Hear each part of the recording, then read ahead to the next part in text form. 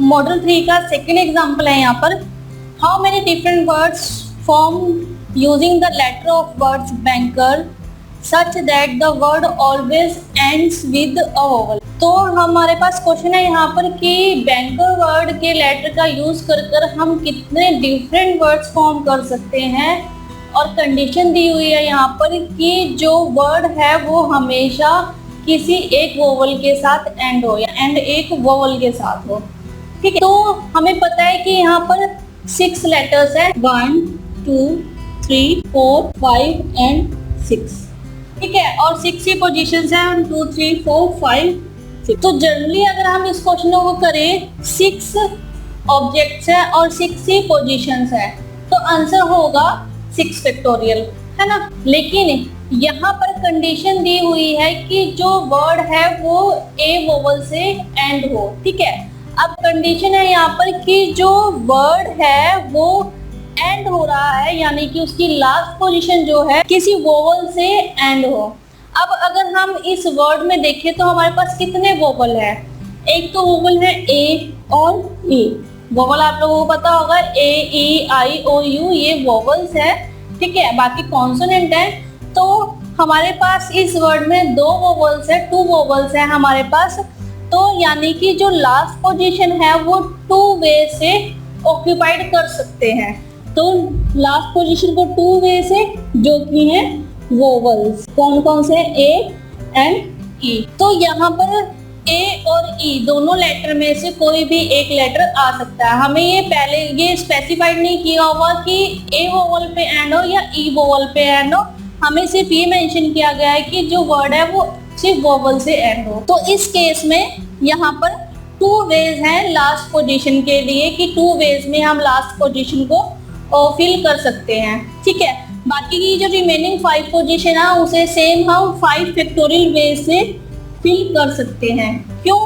क्योंकि first position के लिए भी बाकी के 4 कॉन्सोनेंट और एक वोवल, क्योंकि यहाँ पर सिर्फ एक ही वोवल आएगा, लेकिन 2 इसलिए लिखा है क्योंकि यहाँ पर 2 वोवल्स हैं हमारे पास। तो दोनों में से कोई एक इस पोजीशन को ऑक्यूपाइड करेगा, बाकी जो एक वोवल है वो इनमें से किसी एक पोजीशन को ऑक्यूपाइड करेगा, बाकी जो कॉन्सोनेंट है वो पोजीशंस को ऑक्यूपाइड करेंगे। तो इस तरह से यहाँ पर जो आंसर आया हमारे पास वो आया 5 फैक्टोरियल इंटू 2, यानी कि हम इतने वर्ड्स यहाँ पर इस वर्ड के लेटर का यूज करके, और कंडीशन है कि लास्ट में वोवल से एंड हो वर्ड, इस तरह के वर्ड्स हम जो है वो इतने हम यहाँ पर 5 फैक्टोरियल इंटू 2। फिर से कि अभी इस क्वेश्चन में हमसे last position and with a vowel हो सकता है कि स्टार्ट विद अ वोवल हो, या स्टार्ट विद कोई कॉन्सोनेंट हो, या एंड विद कॉन्सोनेंट हो, या फिर कोई भी एक पोजीशन किसी भी एक पर्टिकुलर लेटर या पर्टिकुलर डिजिट या पर्टिकुलर पर्सन से रिलेटेड कोई कंडीशन हो सकती है।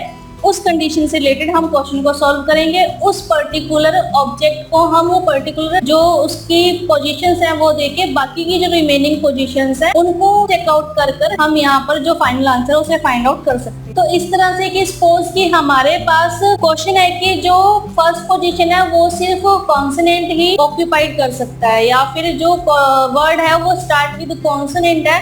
तो हम इस केस में क्या करेंगे, क्वेश्चन में जो हमारे पास वर्ड है उसमें देखेंगे कि हमारे पास कितने कॉन्सोनेंट है।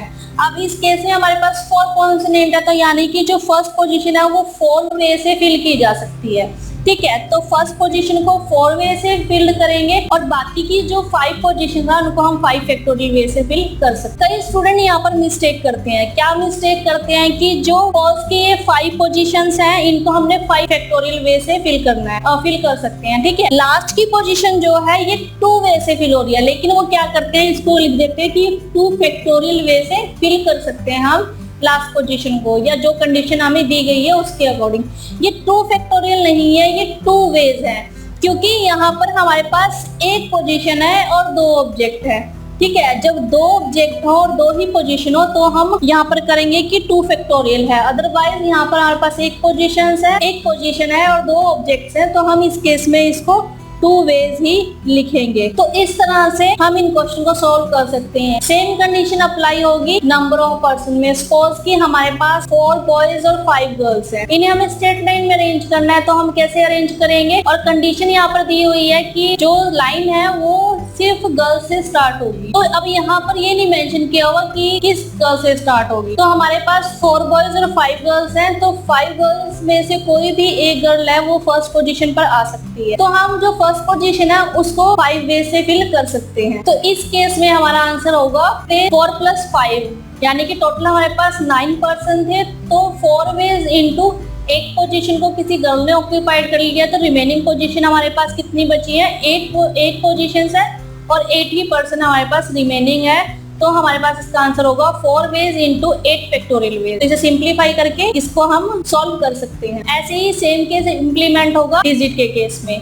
सपोज कि हमारे पास 1 2 3 4 5 6 एंड 7, ये 7 डिजिट हमें दिए हुए हैं और हमें इसे नंबर अरेंज करने हैं। और कंडीशन ये है कि जो नंबर है वो एंड हो रहा है ऑड नंबर से।